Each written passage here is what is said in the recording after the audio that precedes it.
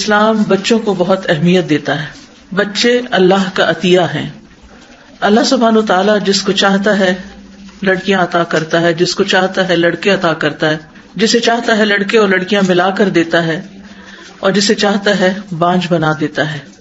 اولاد ایسی نعمت ہے جس کی دعا انبیاء علیہم السلام نے بھی کی۔ قرآن مجید میں حضرت زکریا کے بارے میں آتا ہے، ہنالک دعا زکریا ربہ، وہی زکریا علیہ السلام نے اپنے رب سے دعا کی، رب ہب لی من لدنک ذریۃ طیبہ انک سمیع الدعاء، اے میرے رب مجھے اپنے پاس سے ایک پاکیزہ اولاد عطا فرما، بے شک تو ہی دعا کو بہت سننے والا ہے۔ اللہ سبحانہ و تعالیٰ بچوں کی پیدائش کو ایک خوشی کی خبر بتاتے ہیں، خوشخبری بتاتے ہیں۔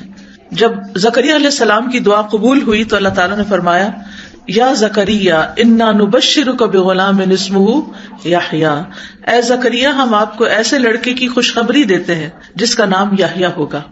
اسی طرح ابراہیم علیہ السلام کو بڑھاپے میں جب اللہ تعالیٰ نے اولاد کی خوشخبری دی تو اس کے بارے میں قرآن مجید میں آتا ہے، وامرأته قائمة فضحكت فبشرناها بإسحاق ومن وراء اسحاق یعقوب، اور اس کی بیوی کھڑی تھی یعنی ابراہیم علیہ السلام کی، تو وہ ہنس پڑی، تو ہم نے اسے اسحاق کی اور اسحاق کے بعد یعقوب علیہ السلام کی خوشخبری دی۔ انبیاء علیہ السلام نے اولاد جیسی نعمت پر اللہ تعالیٰ کا شکر ادا کیا۔ ابراہیم علیہ السلام بچوں کی پیدائش پہ کہتے ہیں، الحمدللہ الذی وہب لی علی الکبر اسماعیل و اسحاق ان ربی لسمیع الدعاء، سب تعریف اللہ کے لیے ہے جس نے مجھے بڑھاپے میں اسماعیل اور اسحاق جیسی اولاد عطا کی، بے شک میرا رب تو بہت دعا سننے والا ہے۔ نبی صلی اللہ علیہ وسلم بچوں سے پیار کرتے تھے اور حسن اور حسین رضی اللہ عنہما کو جنت کے پھول قرار دیتے تھے، ہما ریحانتا من الدنیا، یہ دونوں دنیا میں میرے دو پھول ہیں۔ بچوں کی اور ازواج اور اولاد کی آنکھوں کی ٹھنڈک کی دعا بھی ہمیں سکھائی گئی ہے۔ عباد الرحمن کے حوالے سے قرآن مجید میں آتا ہے، ربنا ہب لنا من ازواجنا وذریاتنا قرۃ اعین واجعلنا للمتقین اماما، اے اللہ ہمیں ہماری ازواج اور اولاد سے آنکھوں کی ٹھنڈک عطا کر، یعنی یہ انسان کے لیے خوشی کا باعث ہوتے ہیں، اور ہمیں متقین کا امام بنا۔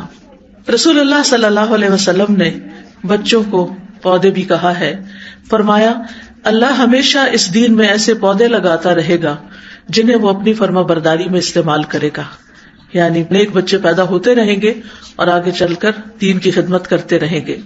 بچے دین کو مضبوط کرنے کا ذریعہ بھی ہیں۔ ابن مبارک جب اصحاب حدیث کے بچوں کو دیکھتے جن کے ہاتھوں میں قلم دوات ہوتی تو وہ انہیں اپنے قریب کرتے اور کہتے کہ یہ دین کے پودے ہیں، یعنی آج ان کی نگہداشت کرو تاکہ کل کو یہ بڑے ہو کر فائدہ دیں، دین کے محافظ ہیں۔ مسکین بن بکیر کہتے ہیں کہ ایک شخص امام اعمش کے پاس سے گزرا جبکہ وہ حدیثیں سنا رہے تھے۔ اس شخص نے ان سے کہا، آپ ان بچوں کو حدیثیں سنا رہے ہیں، یعنی چھوٹے بچوں کو کیوں آپ اتنی اہمیت دے رہے ہیں؟ تو امام اعمش نے کہا، یہ بچے تمہارے لیے تمہارے دین کی حفاظت کرنے والے ہیں، یعنی آج ان کو حدیثیں سناؤ گے تو کل یہ آگے جا کر دوسروں کو سنانے والے ہوں گے، مستقبل کے داعی ہوتے ہیں۔ زکریا علیہ السلام نے جب دعا کی نیک اولاد کی تو ساتھ یہ بھی کہا، یرثنی ویرث من آل یعقوب واجعلہ ربی رضیا، جو میرا وارث بنے اور آل یعقوب کا وارث بنے، اور اے میرے رب اسے پسند کیا ہوا بنا۔ یعنی آل یعقوب کون ہے؟ بنی اسرائیل، یعنی ان کے اندر ان کی اصلاح کرنے والا ہو۔ پھر انسان کی بہترین کمائی بھی ہے۔ نبی صلی اللہ علیہ وسلم نے فرمایا، یقیناً تمہاری اولاد تمہاری بہترین کمائی ہے، بس تم اپنی اولاد کی کمائی میں سے کھاؤ، یعنی دنیا میں بھی ان سے فائدہ اٹھاؤ اور مرنے کے بعد بھی وہ تمہارے لیے کمائی کا ذریعہ ہے، یعنی صدقہ جاریہ بن کر۔